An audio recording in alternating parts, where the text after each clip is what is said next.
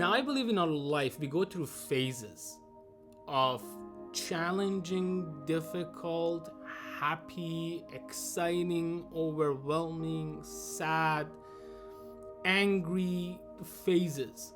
And we all have those, regardless of who you are, what you're doing, what level you are. There is times that you face those emotions, and sometimes these emotions can become overwhelming. They take over us, and it's hard to control them.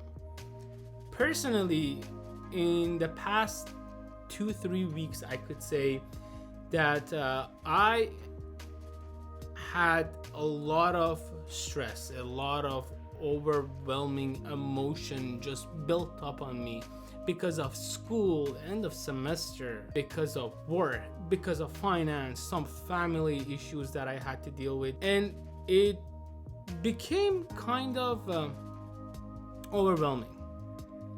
And at one point, I just could not do it. I had enough. I really wanted to give up, especially on one of my classes that I had. It just became to a point that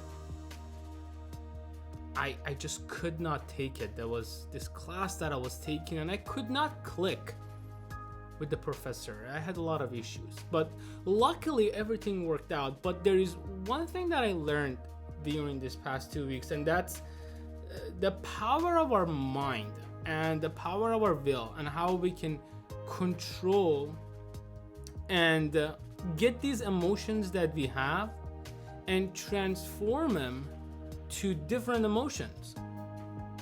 Now, let me explain. To be honest, sometimes it's not easy to first recognize the amount of excessive emotion that we have.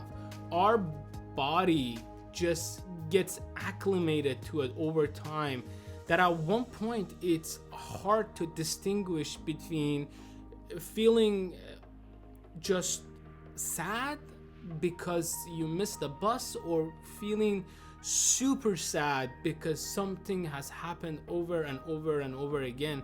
And at one point that sadness becomes part of you, and it's hard to recognize when that line is drawn and when we cross over it to a part that it's just too much. And one thing to another, time passes, and we look at ourselves and we see that we're in constant worry. Our body craves that excessive negative dopamine that gets released. The fight or flight part of our body gets confused. Now, it's good to feel those emotions, and it's important for us to be sad at times, to be excited, to be overwhelmed, to be angry, but at one point we cross over. Now, one exercise that I did the past couple of weeks was that I took up drawing, and on the height of my stress, and in the height of my worry, and on the height of my just overwhelming emotion, I decided to separate my time and, first of all, create a plan of my day and dedicate 30 to 40 minutes a day in drawing. Now, by all means, my drawing is horrible. I have no experience. I had no experience. I had no past, nothing.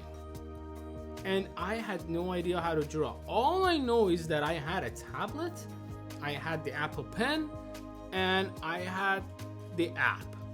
Now, you don't necessarily need a tablet. You could just pick up a pen and paper and draw on the back of it. But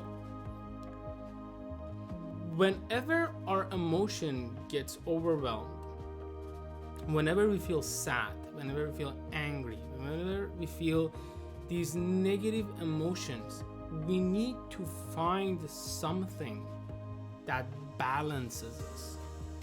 And the power of art is that by drawing, you could convert your emotion into a piece of paper. And that's what I did.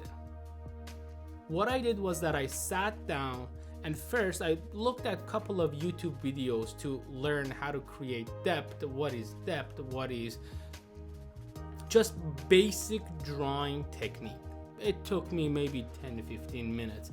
And to be honest, that was fun. I just glimpsed over it. Okay, what do I need to do in order to make a circle look like a sphere? Or in order to make just 4 straight line look like a box with a little bit of depth. You don't necessarily need to do this. But sit down, dedicate some time to yourself, and let your emotion convert your feeling into a piece of paper. And then repeat it. Whenever you get sad, whenever you get anxious, whenever you get emotionally overwhelmed, find a way to release those negativity, to release those negative emotion out of your body. Doesn't necessarily has to be art. Art was something that I found helpful for me. It could be music, it could be exercise, it could be whatever you want to call it, whatever you want to choose. But one thing that is important is that sometimes we forget us. I forget me.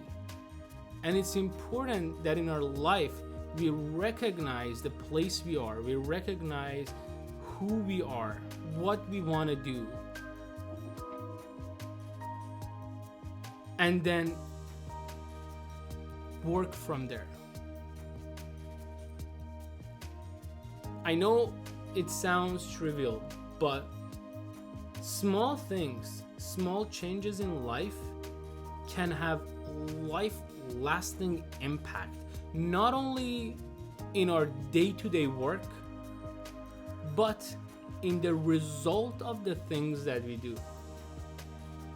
It's really simple to forget the importance of our life. It's really simple to ignore the reality around us.